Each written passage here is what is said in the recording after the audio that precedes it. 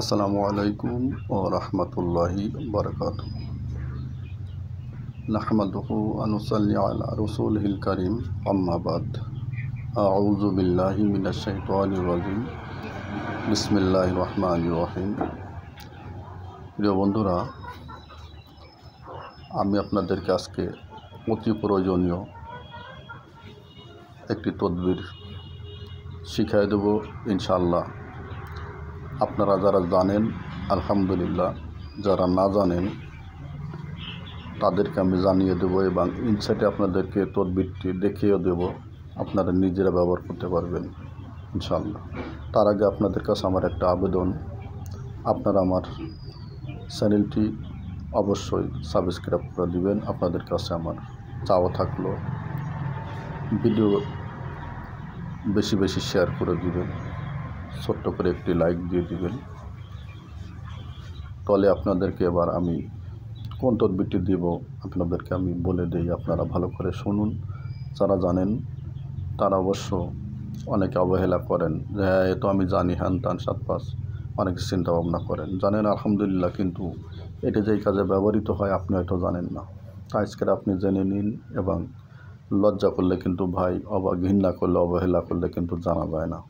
আমি দিচ্ছি বেদে আপনারা অনেকে হয়তো অবহেলা করতে পারেন না, অবহেলা করেন না, সাদরে গ্রহণ করুন ইনশাল্লাহ। আপনার প্রয়োজন না, আপনার পাশের একজনের প্রয়োজন হতে পারে, এক মা, এক বোনের বা এক ভাইয়ের, এক চাচা চাচির প্রয়োজন হতে পারে।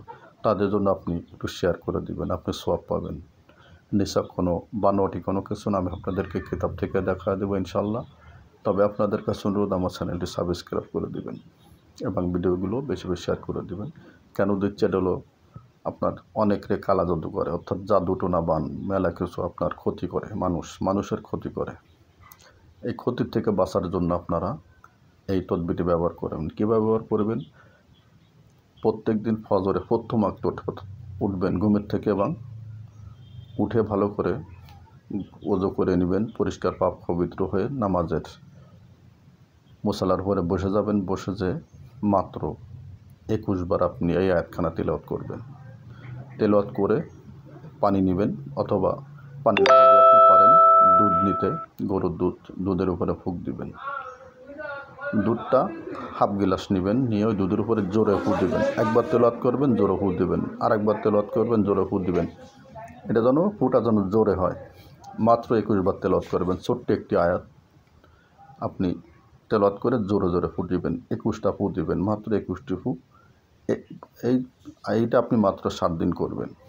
অবশ্যই 7 দিনে যেন একদিন আপনার বাদ না যায়, করবেন। এবং প্রত্যেকবার করে রুগীকে খাওয়াই দেবেন, যে রুগীকে আপনার জাদু করা হয়েছে ইনশাল্লাহ। 7 দিনের পর 8 দিন আর লাগবে না, 7 দিনের ভিতরে আপনার রুগী সুস্থ হয়ে যাবে আল্লাহর রহমতে।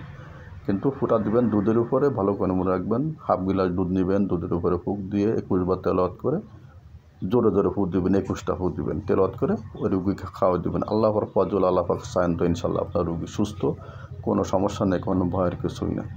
তাই ভাই আপনাদের কাছে অনুরোধ, আপনাদেরকে আমি ইনসাইটে দেখা দিচ্ছি, শিখিয়ে দিচ্ছি, আপনারা নিজেরাই আমল করুন, ইনশাল্লাহ উপকার পাবেন। উপকার ছাড়া কোনো উপকার কোরআনের ভিতরে নাই ইনশাল্লাহ। দাদা হুজুর রহমতুল্লাহ আলাইহি ইজাজত দেওয়া আছে, আমি আপনাদেরকে ইজাজত দিয়ে দিলাম, আপনারা ব্যবহার করুন, ইনশাল্লাহ সুফল পাবেন। সবাইকে ধন্যবাদ। আসসালামু আলাইকুম ওয়া রাহমাতুল্লাহি ওয়া বারাকাতুহু। বন্ধুরা দেখুন, দেখে আপনারা নিজেরাই নিয়ে নিন। জাদুগ্রস্ত রোগীর জাদু বিনষ্ট করিতে হইলে 7 দিবস পর্যন্ত ফজরের আওয়াল ওয়াক্তে নিম্নলিখিত আয়াত শরীফ 21 বার পাঠ করত কিছু দুধের উপর 21 বার দম করিবে, এবং ওই দুগ্ধ জাদুগ্রস্ত রোগীকে পান করিতে দিবে। আল্লাহর ফজলে আরোগ্য লাভ করিবে।